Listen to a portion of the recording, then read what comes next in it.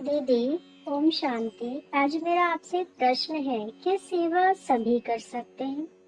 क्या सेवाधारी जो होते हैं उनमें कोई अलग से स्पेशल कोई क्वालिटी होती है क्या?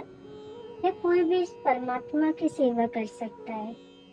देखो कोमल, सेवा बेटा वही कर सकता है जिसके अंदर शांति है, ज्ञान है, पवित्रता का गुण है। दूसरा, जो अनुभवी है, जिसके पास परखने की शक्ति है कि सामने वाला क्या चाह रहा है। बाबा कहते हैं नब्ज देकर ही ज्ञान देना चाहिए। तीसरा, जिसके अंदर निमित्त भाव हो, मैं नहीं कर रहा हूँ, परमात्मा करा रहे हैं, ये भावना जरूर होनी चाहिए सेवाधारी में। दीदी, फिर सेवा क्यों करनी चाहिए हमें? बेटा, कर्म योग का जो फल होता है ना, वो सेवा करने से ही मिलता है। जितना सेवा हम करते हैं उसमें हमारी कमाई होती है। जितना अधिक हम ईश्वरीय सेवा करते हैं उतनी तीव्रता से हमारी आत्मा पवित्र, शक्तिशाली, सुखी बनती है। दूसरा, केवल ज्ञान लेने या योग करने से आत्मा परिपूर्ण नहीं बनती है, उसे दूसरों तक पहुंचाना भी आवश्यक है। सेवा आत्मा को दाता बनाती है। इससे ना बच्चे एक फायदा होता है, आत्मा बंधन मुक्त होती चली जाती है। और जितना हम ज्ञान योग में जाते हैं ना, गहराई में, हमारे अंदर जो शक्तियाँ आती हैं और फिर हम जब चारों तरफ उसको बांटते हैं ज्ञान और शक्तियों को, गुणों से, उतना ही वायुमंडल यानी एनवायरनमेंट पॉजिटिव बनता है।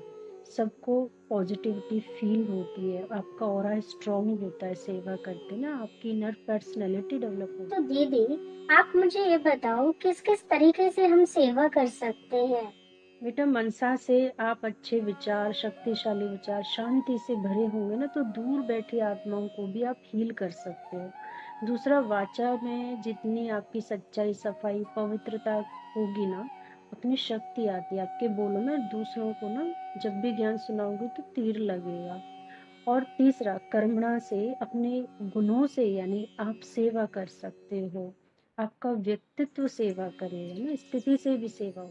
थैंक यू सो मच दीदी। आज सेवा का आपने बहुत सुंदर ढंग से मुझे ना एक्सप्लेन किया कि मुझे कैसे सेवा करनी है। मैं सोचती थी सिर्फ कर्म से ही करनी है, लेकिन आपने बताया ना मनसा से भी, वाणी से भी, ये भी हमारी सेवा करती है।